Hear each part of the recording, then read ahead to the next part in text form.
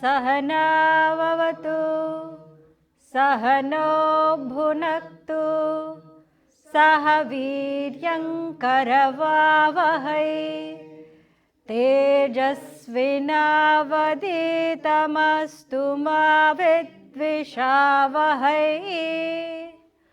Om Shanti Shanti Shanti.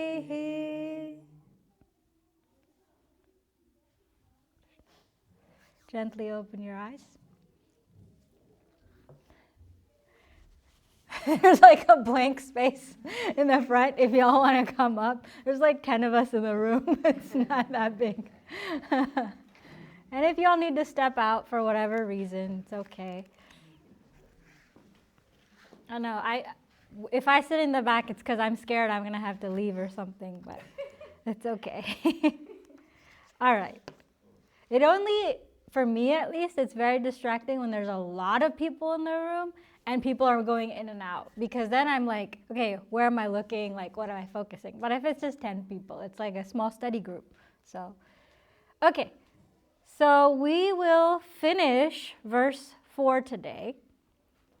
The last line of it is what I wanted to read some of Gurudev's commentary and expand on, being indifferent, right? Because that's misinterpreted a lot of times. Being indifferent is apathy, or you don't care, and that's how you become a spiritual person, by not caring.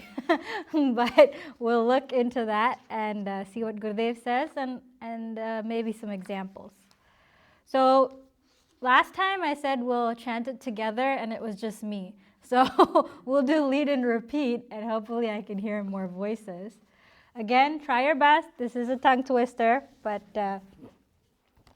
we're going to do it slowly. Khrudvyadhishcha jikitsyatam pratidinam. Khrudvyadhishcha jikitsyatam pratidinam. Bhikraushadham bhujyatam. Bhikraushadham bhujyatam. Swadvannam natu yachyatam. Swadvannam natu yachyatam. Vidhivashat praptena santushyatam. Vidhivashat praptena santushyatam. Shitoshnadi vishahyatam natu vritha. Shitoshnadi vishahyatam natu vritha. Vakyam samucharyatam. Vakyam samucharyatam. Audasinyam abhipsyatam janakripat. Audasinyam abhipsyatam janakripa. Naishthuryamutsrajyatam. Naishthuryamutsrajyatam. Thank you. All right. The reason it's a tongue twister is so many words are put together. It's called a samasa, when a couple of words get condensed. Well, sometimes it's not even condensed. It's the same words just smushed together. And also the words themselves have so many letters in them. And that's kind of the beauty of Sanskritam. I think you can have a max of 3 or 4 letters in one symbol. So this first symbol is a kra is the letter, but that kra is made with a ka and a sha internally, and then you have the vowel, which is the u. So you have three sounds in one symbol. So krud vyadi vayadi. Krud, hunger, vyadi, disease. So we talked about this. Hunger should be seen as a disease. And how do you treat the disease? By bhiksha as aushadam. The treatment, aushadam, is bhiksha. Bhiksha aushadam bhujyatam. Take it that way. Bhujyatam is the verb. Then swadvannam. Swadu, yummy, yummy. Swadu, don't beg. Yachyatam. Yachyatam is the verb there, to beg. Don't beg for yummy, yummy food. Instead, vidhi vashat, whatever is written by vidhi or fate, take that, whatever is given to you, praptena, that which you acquire by your fate, santushyatam. Be happy with that. Be pleased with that. Shitoshnadi vishahyatam nathuvritha vakyam samucharyatam. So as you see, it's usually about two instructions per line, right? So these two, shitoshnadi, shita, ushna, cold and heat, adi, etc., meaning all the other dualities in the world. Ups and downs, criticism, praise, happiness, sorrow, all the other dualities. For those shitoshnadi vishahyatam, be able to endure them. Then natu vritha vakyam samucharyatam. Don't speak wasteful words. That's the exact translation. Vritha, wasteful. Vakyam, words. Samucharyatam is the verb to speak. Now the last line. Audasinyam abhipsyatam. Audasinyam. Be indifferent. Janakripa naishturyam utsrujyatam.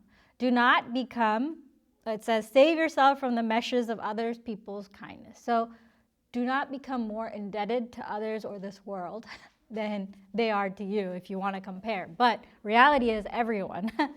We should all try to give more than we take, produce more than we consume. Right? Back to our pledge. So let's look at, okay, Gurudev says, there are millions of happenings around us, especially in these days of fast communication, which are brought to our awareness. He can say that again, right? And it's only getting quicker and more accessible. I grew up without the smartwatch, right? I grew up without even the touch screen, right? I had that flip phone, that was the cool thing, and the razors, Motorola. And to send a text message, you had to hit the same key 4 times for the letter you're looking for. Now, if anything is happening in the world, you get a buzz. You could be driving, you could be in the middle of great sleep, you could be whatever, unless you put your phone on sleep mode or whatever. But you could be you're just getting out of the shower. Usually a shower or a bathroom is a place where you usually had some peace. You don't necessarily take your phone in there or have a TV in there or whatever people do. But now, any second of any day, the world is burning. Oh, okay. And we've gotten so desensitized to that too, right? Information overload is actually making us very insensitive to the information and the world. Gurudev said it then, it's true for us today. And it's going to continue to be true because the nature of the human mind and intellect is to get knowledge, get information. Sometimes it's useless information. Most of the time it's useless information. Sometimes it's useful. So we are going to, as a human endeavor, keep seeking knowledge. We're inbuilt to do that. And as we keep seeking knowledge and trying to make our lives more efficient and easier, we will keep getting more information accessible to us. I never tried it, but I don't know if anybody in the room has tried it, but those Meta glasses, right? Or whatever, there's other companies that make it now. You literally open your eyes. You're using the faculties given to us by Bhagavan, but you open your eyes and there's already so many filters we carry with our eyes. If we're having a good day, everything in the world seems rosy. We're having a bad day, everything seems blue, right? That's our internal filter. Now we have these external information. You supposedly look at a bag and you can tell where to buy it, how much it costs, when the next discount is, right? Everything is not even at our fingertips, it's at the blink of an eye. So, in this ever accessible yet ever changing world where communication and everything is brought to us, Gurudev says, it is glory for a spiritual seeker to feel sensitive at the sorrows of others, but to own inner balance and poise. When such a thing happens over which you cannot yourself do anything effectively, we will not solve the world's problems overnight and single-handedly, of course. Let us learn to surrender to the Lord of the universe with humble prayer. This attitude is indicated here as in the Gita, as well as indifference. So what does it mean? We don't have to live under a rock, because that's the extreme. If we are breathing, we must act. That's given in the Upanishads. As long as a prani, a jantu, an animal, any being is breathing, they must act. They must move forward. They must think, right? So you don't have a choice. You don't shut yourself down. As much as you feel, or I feel, that that might be the easier thing to do, we can't run away from everything. The only way forward is forward. One step at a time. As we take these steps, how do we remain balanced? And going back to last week, not getting so thrown around by the storms of life. That is this samatva, that is this indifference, that is this audasinyam that is talked about here. And Gurudev also says that to feel another's sorrow is that emotion of a highest spiritual seeker. You don't say, I don't empathize with others. Empathy actually requires high emotional intelligence. And it's something most of us have to keep working on. Because the closer we get to people in our relationship networks, the less empathetic we become. People ask, why do you have those 4 ashramas? Brahmacharya, Grahastha, Vanaprastha, and Sannyas. Why is it given to, why do the Shastras give it to us this way?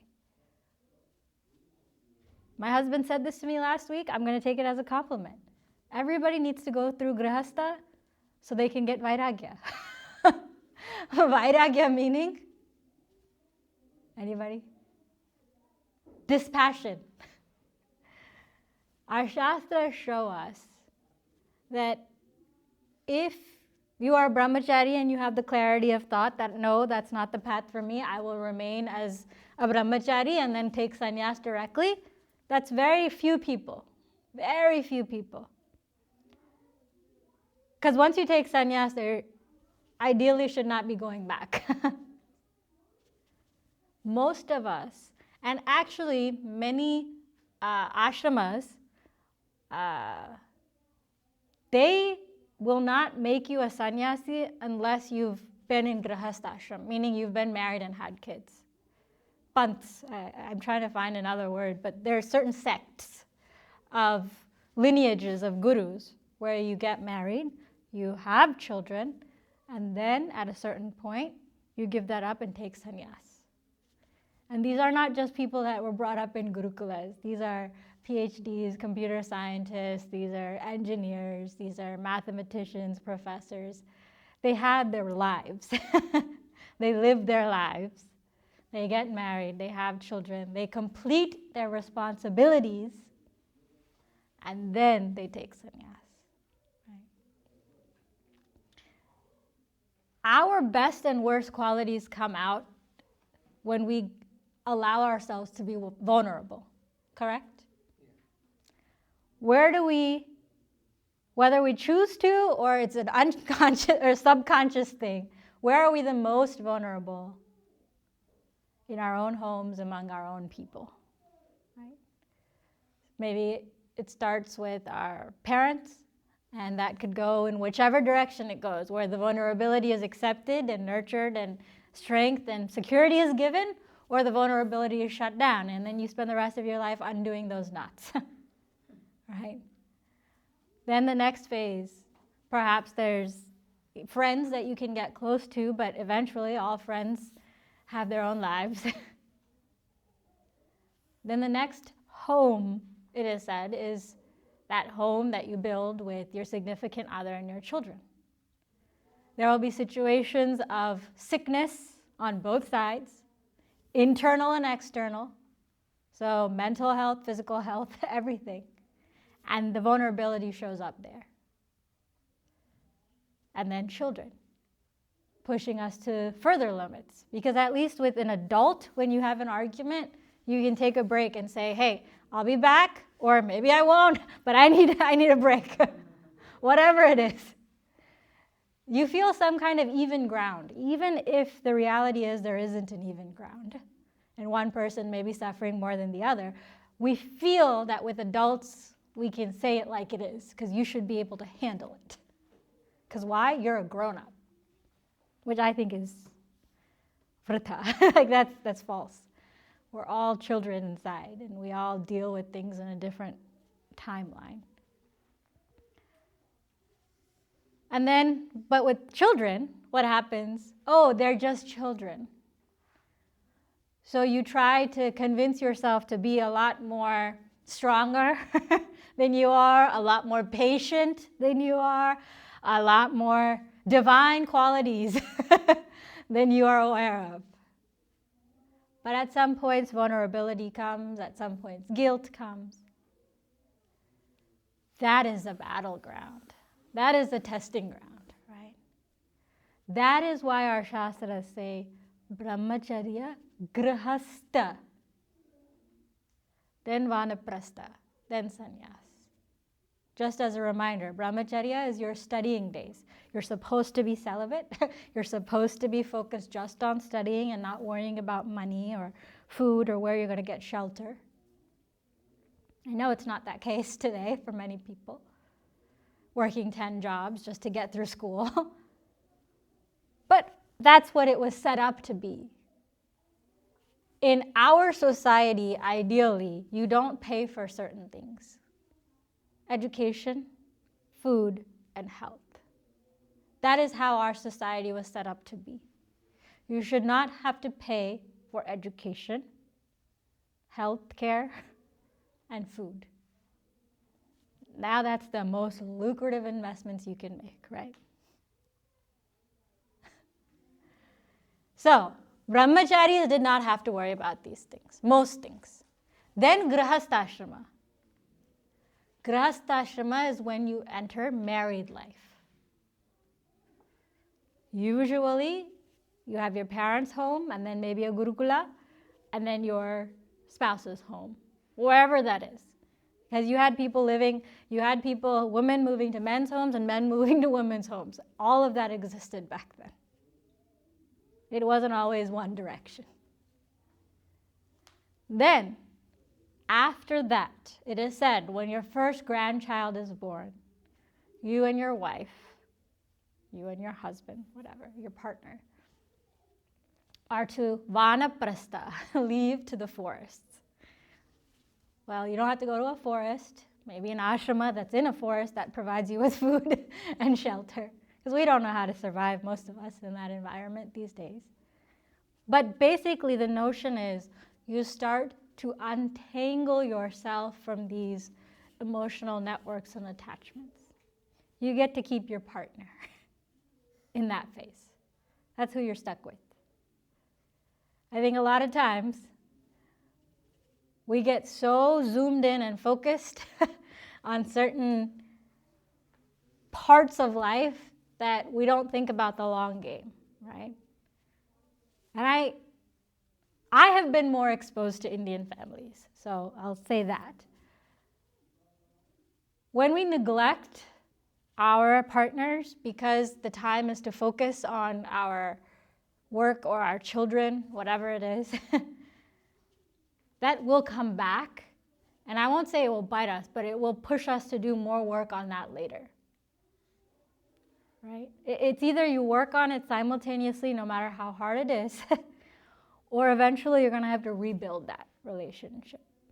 Because once the kids have their own priorities, whether it's when they go to college or whether it's starting in high school, because after 9th grade, every summer there's something they're booked at, whether it's driving classes, summer classes, early college classes, dance classes, because you have to do your art engagement before you graduate, right? You have to do your graduation. Everybody has a timeline, checklist, which means you have to learn your Varanam and this and that before you go to India. Whatever, a chess tournament. Or maybe they're interested in, racing, and they have some racing tournaments, go-karts, this, that, robotics tournaments. That's when they won't need us as much, because we won't have as much to offer in that field. There will be better experts to guide our children at that point. Now, at that point, what do I do with my time? Continue to focus on my career and neglect other aspects of my life? Or say, okay, now maybe me and my partner go out for a date. Me and my partner go to the temple. That's also a date. It's a sattvic date, guys. It's a sattvic date. Whatever it is. Because if we don't focus on all of these aspects of our life when we're supposed to, it will come back. And you have to start from scratch. Because then you look at your partner, and people directly tell me this. I don't recognize myself or them.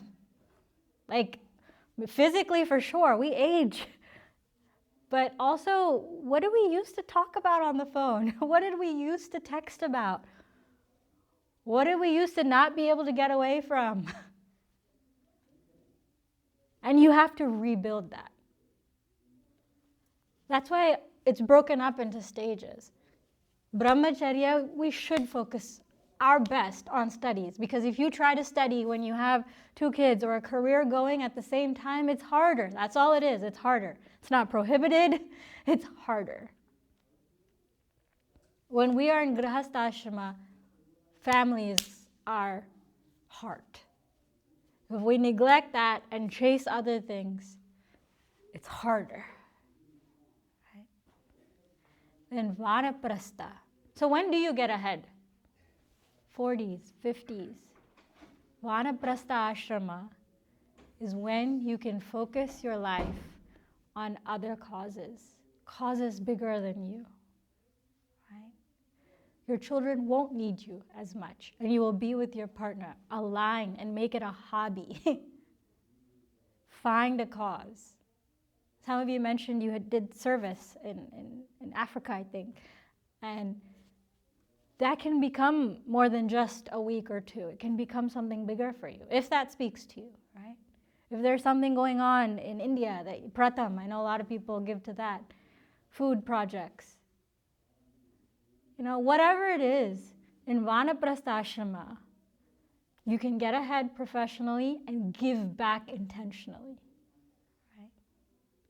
That should be our time to do that. Because we're not going to go sit in a forest and do japa.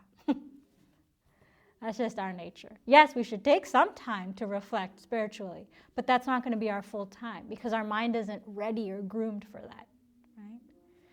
So you dedicate yourself to karma yoga. Refine this body and mind. Then sannyasa. That's when even the partnership takes I don't want to say backseat, that's not as a priority, because both individuals focus on their spiritual growth. Moksha doesn't come in pairs. But you can support one another to get to that point. It's like people talk about meditation. I can't say, you're meditating now, and zap you into it. Meditation is an individual thing, but I can provide a quiet climate. I can provide guidelines. I can provide verses. The environment can be set up to be conducive, but the individual must make that journey. That's why there's a focus in each stage. And that's why practicing this indifference earlier on helps us move past these stages with less difficulty. So many times we cling on to a particular stage. You were in Brahmacharya ashrama, and you're coming into Grahastha ashrama, and you're like, man, I wish I was single. Why did I jump in so quickly? And so much energy is taken up with the what if, what then, but ruminating on the past versus taking life as the clearly indicated blueprint map that we have. There is a time. Leave everything from that time at that time. Done. Move forward. There is a time. Enjoy that time. Learn, study, travel. Do everything fully and provide others with that same opportunity. Then, grahasthashrama, responsibilities, sleeplessness, focus. I'm not me and just me anymore. My heart must expand. My body must be able to handle more. My mind is juggling more.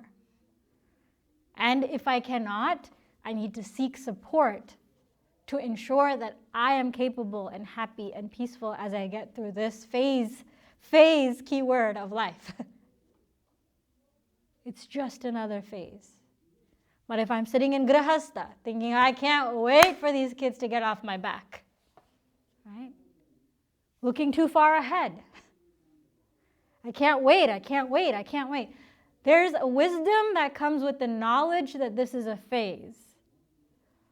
But focusing on the future is different.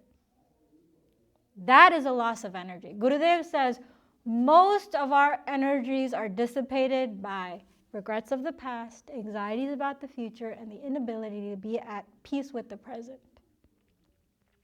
So much energy is gone with that. But if we reflect methodically with a purpose, if I'm thinking about my past, it's so I could move forward better, not so I could get stuck there. I was in a car accident. And after that car accident, this actually happened. I wasn't driving, someone else was driving, but it was really difficult for me to learn to drive. I had a fear of driving. My father could not teach me because he was terrified. But my my grad school roommate, she taught me how to drive. She helped me get over my fear, right? That support was needed to move forward because every time I looked back, it was more fear. And that stunted me because, as you know, in Texas or Florida or anywhere that's not well connected by subways, you need a car. To live your life, move forward, you need to be able to get from A to B. Then I was in a car accident myself. Physically, it was difficult because it was a tough car accident to be in. But mentally, I could drive as long as my body permitted. And my drug dosage was okay. Right? Because it wasn't about the fear of getting into a car accident anymore. That's a training that we do for ourselves. When we're stuck, we seek the right support, the right environment to help us get out of that. The next time, we won't get stuck, or at least as deep. Things will get easier. I'm not saying, oh, now I'm ready for my next car accident. No, that's not what I'm saying, and that's not what we should wish. Oh, I'm ready for my next catastrophe. I'm ready for my next fight. No, we don't wish discomfort and difficulties. It happens. Life happens. But am I able to handle it better? The less attached I am to the past, the future, to my expectations, to the people,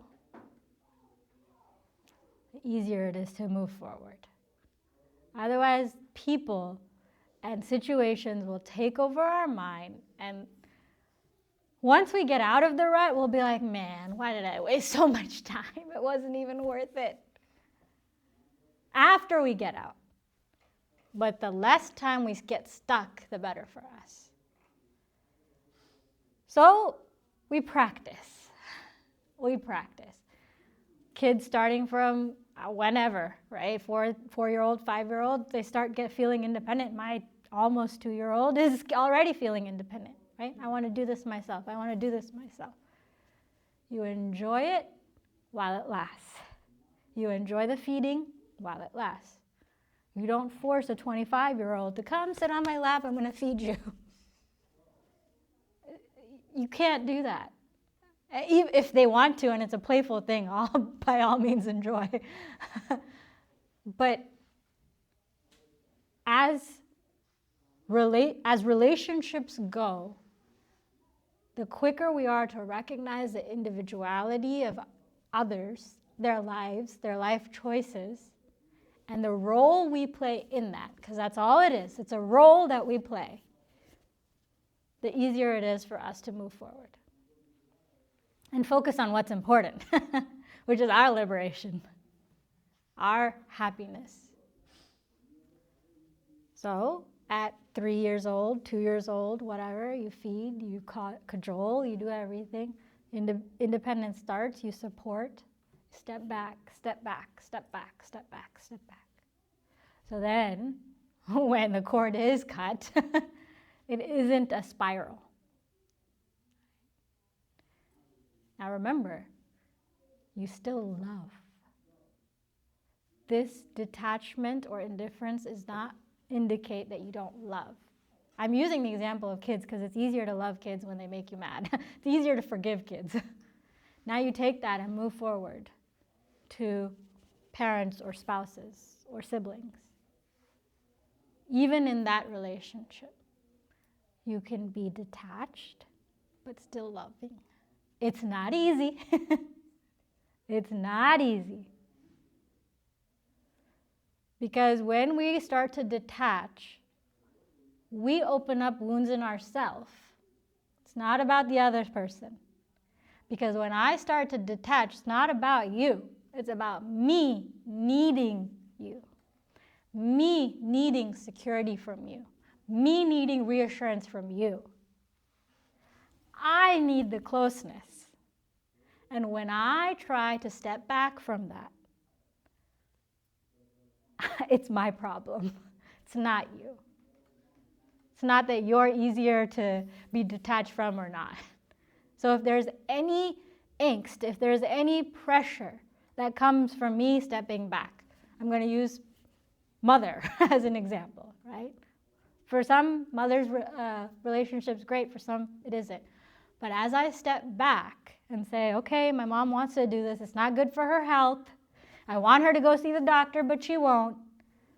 But I remain loving and indifferent. It's going to hurt me more than them.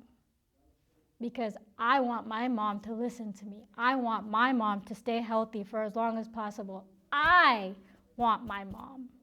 I want her love. So the harder thing is to say, she wants to live her life the way she wants to. I still love her. I'm still going to be there for her. But I can't control her. Right? It's tough. It's tough.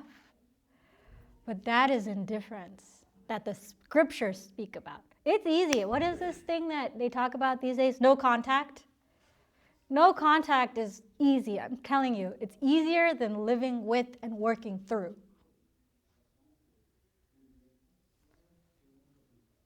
I have to say, I have to give people their extreme situations, where if a situation is harmful to you in the extreme way, you do you. If no contact is what keeps you and your family alive and sane, you do you.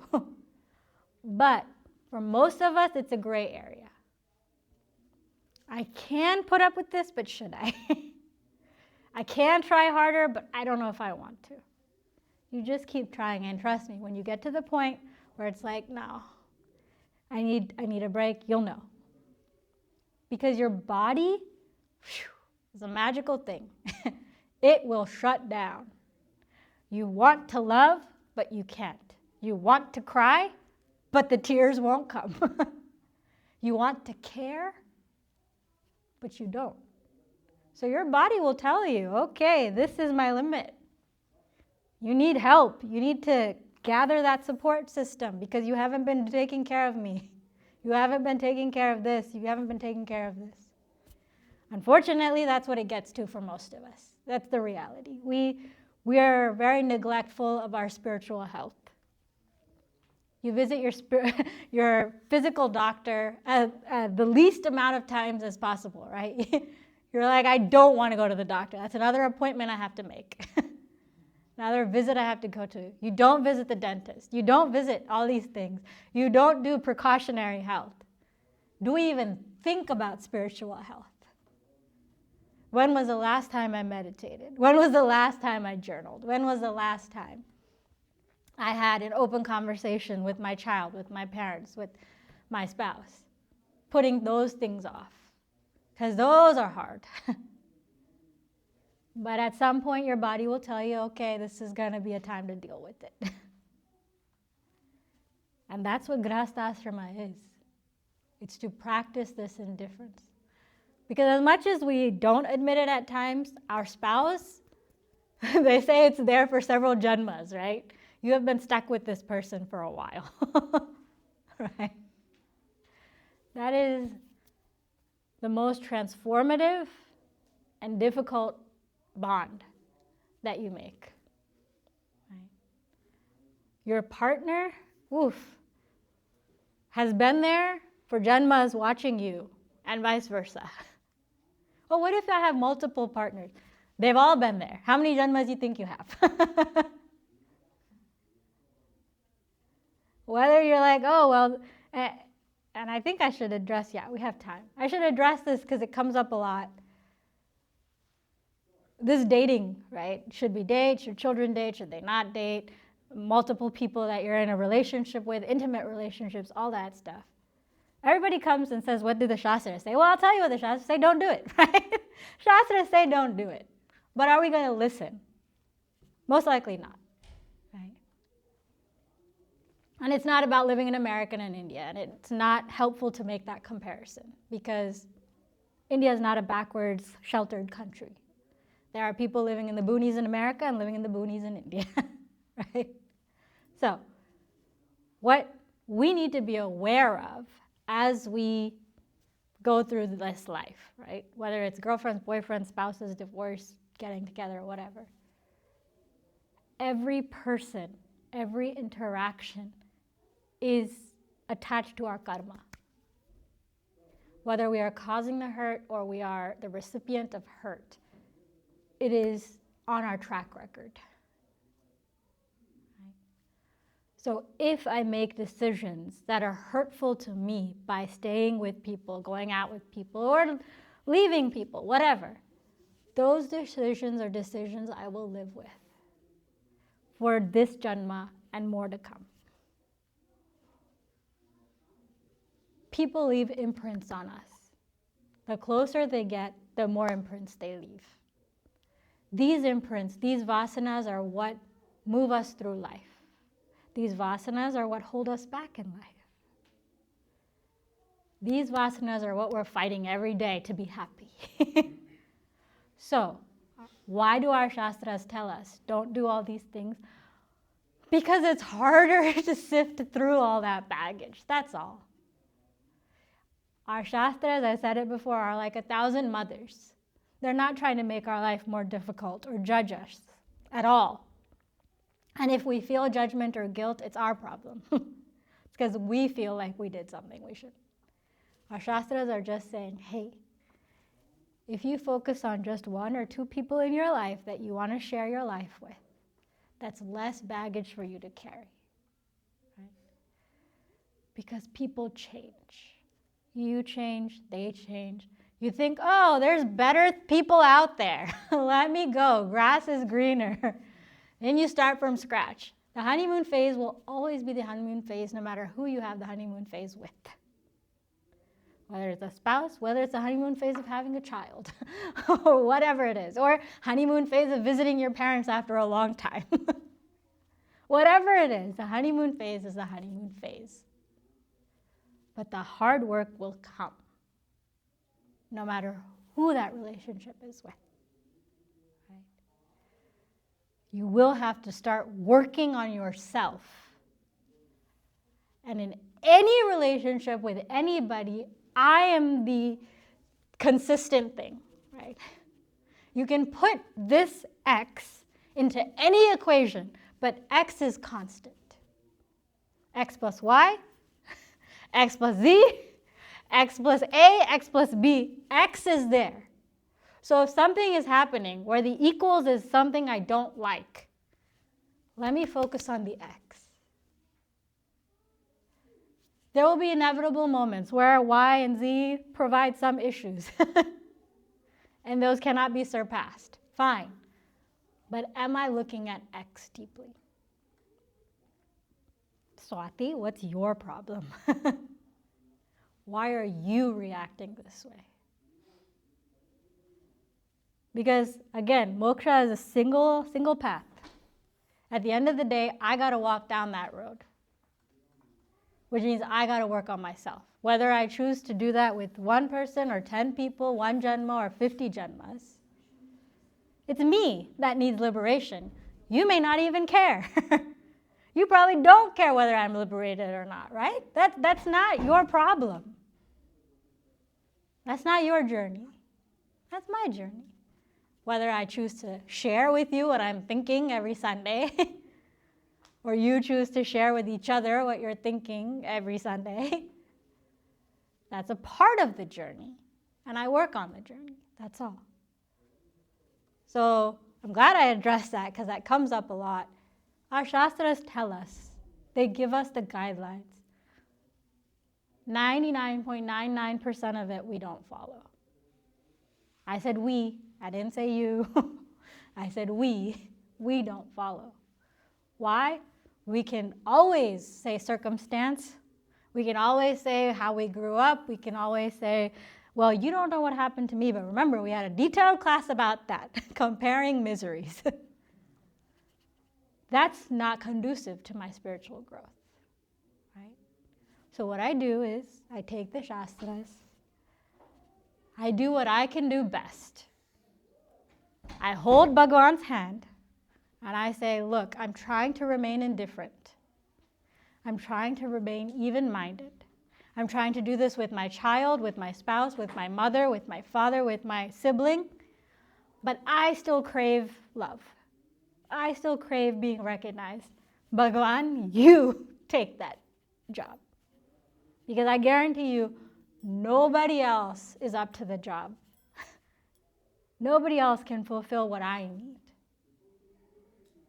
Nobody will be able to fulfill my desire to be whole. My purnatva, we chant every Sunday. My fullness, my joy. Bhagavan, I know it, okay? I know it. No. Because if I knew it, I'd live according to it. So maybe I don't. But till then, hold my hand. Help me get through this. However you want to see Bhagavan as, right? Because at some point, it'll make sense to me, but not yet. At some point, I'll be able to love without expectation. Give without expectation. And not be crushed under other people's kindness or feel guilty for things. One point I will get there, but I can't without you. Right? That's all our Shastras say. Karma yoga, action, have these actions that we do dedicated to the higher all actions. Bhakti yoga, dedicate it to that Bhagavan and keep that Bhagavan beside you through it all. Jnana yoga, at least listen to satsangs, read some Bhagavad Gita, because at some point, the world will be burning around you, and all you'll hear is karmanyavadhikarascha. Or Sthane Hrishikesha. So another one of my favorites. Sthane Hrishikesha. Arjuna is talking to Krishna, Bhagwan Krishna. Sthane.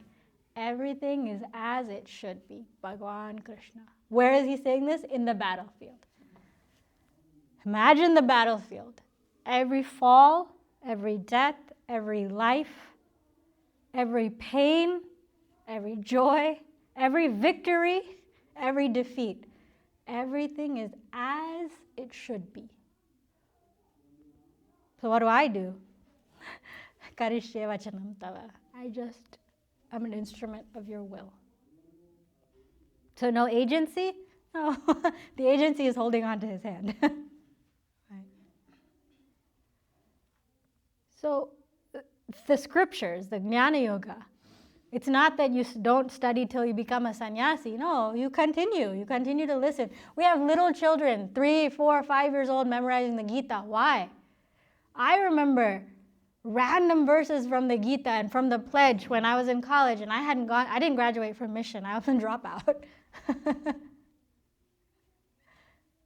So, but those verses came, and they came when I least expected it, and I most needed it.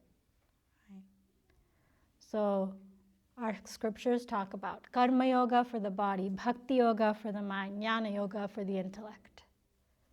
This is our medicine, spiritual medicine.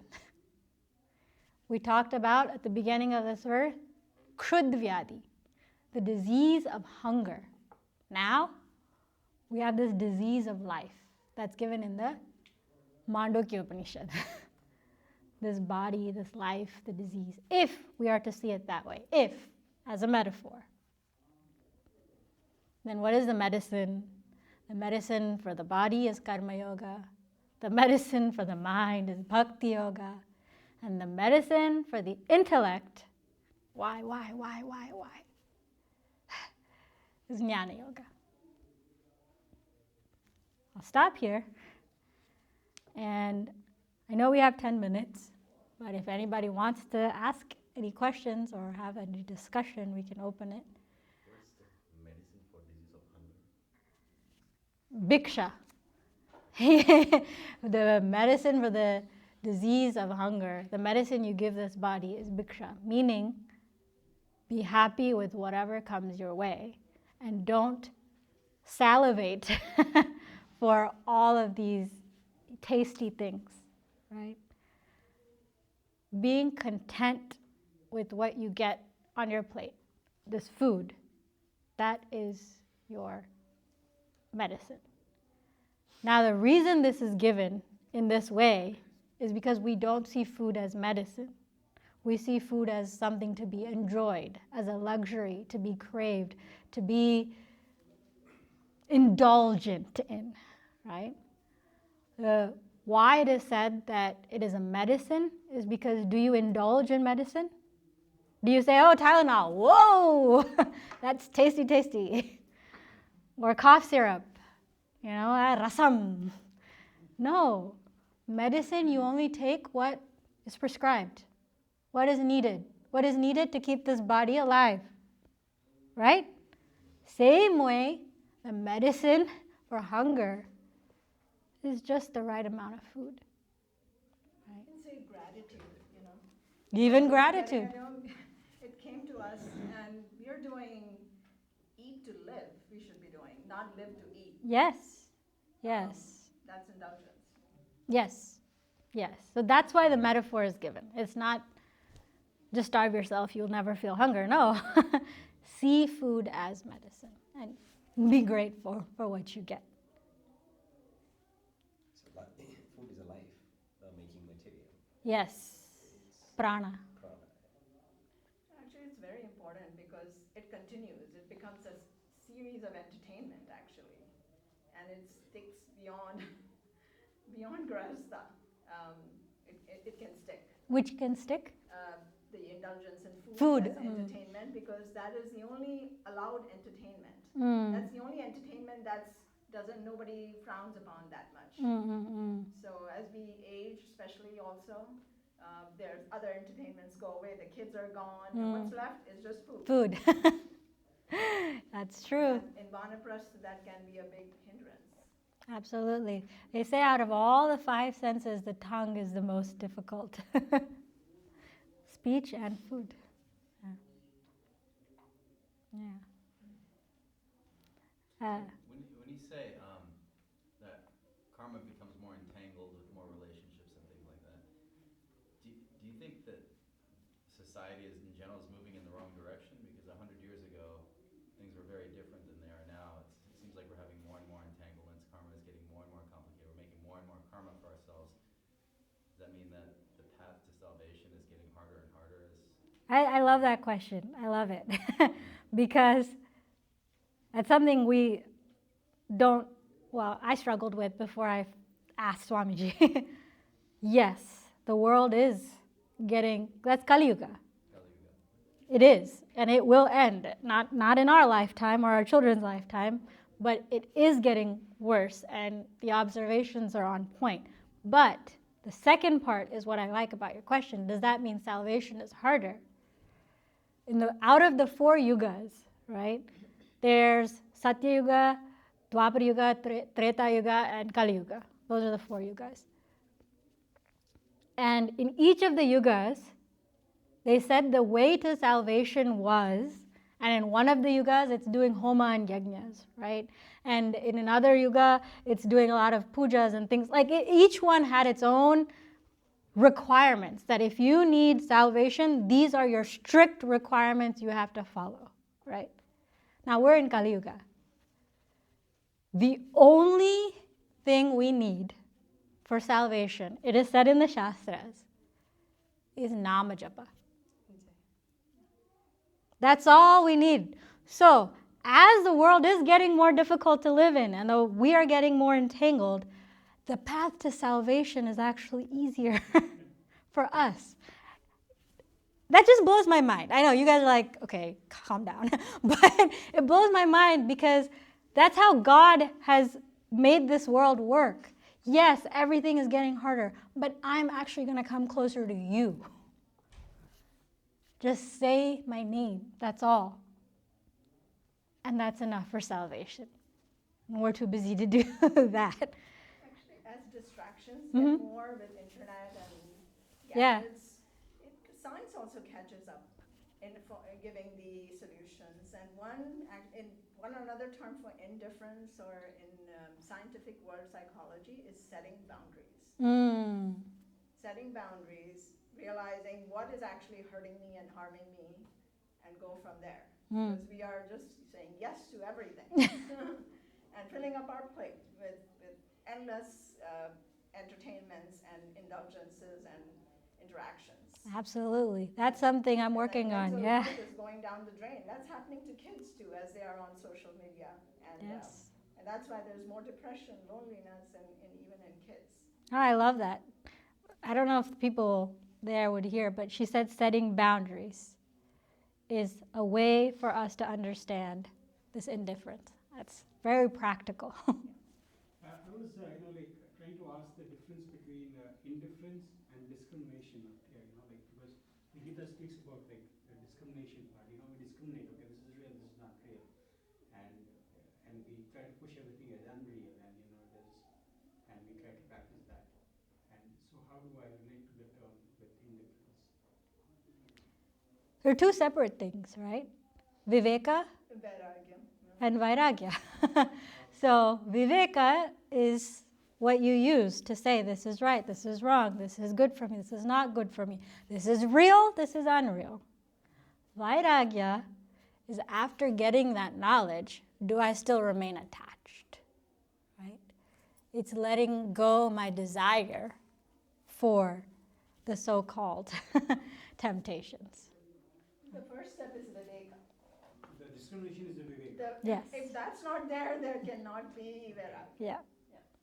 So unless we have the Viveka, the ability to distinguish what is hurtful and what is useful, how are we going to let go of the hurtful and stick to the useful? Anybody? Yeah. I have one question. How do you practice not being attached as well as loving somebody? Like, that is a Yeah. if you have any pointers on how to keep that in focus. Yeah. Um, Well, we're all working on it. Definitely. Well, anybody want to share? Actually, Yeah. psychology answers that by setting boundaries. Oh, as well. As Yeah, well. yeah, exactly. Because setting boundaries is the basis of building healthy relationships, not with attachments, because you have to examine our motives. Why am I doing something for somebody? And in that process, actually, I'm maybe getting more resentful. A good way to know if I'm setting healthy boundaries or not is to see when I'm doing something, am I feeling resentful while doing that? That is a very good clue. Think like maybe we can, detached love. Basically, you're performing like if you love your child, you're doing everything out of love also, but you're detached. Okay, we are atmas at the end, and we have that in mind. Okay, we are atma. That even the child is an atma, but we are just doing our bit in the roles we are playing. Okay. Yes. Keeping that knowledge there. Anybody else? Another term used is tough love.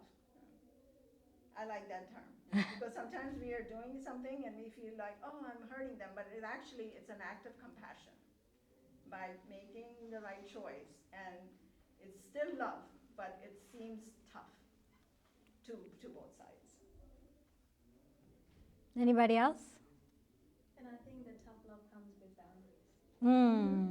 Setting boundaries, like, I see you, I see what you're saying, I understand you, but also I hold my space. And I let you hold yours, do you. And that's tough. Yeah. Especially if it's close family or. Yeah. That's tough to do, but I think that's healthy for yourself and for your sanity to keep your. The long term. Yeah. I feel as I grew up in India that there is nothing like that. Setting boundaries was not a concept that I grew up with. Also, that was disrespectful. In fact, there was Yeah. so much Yeah. disenmeshment and entanglement was encouraged. Yeah. So we haven't done closing prayers, so we're just going to do closing prayers because all your kids are ready to go.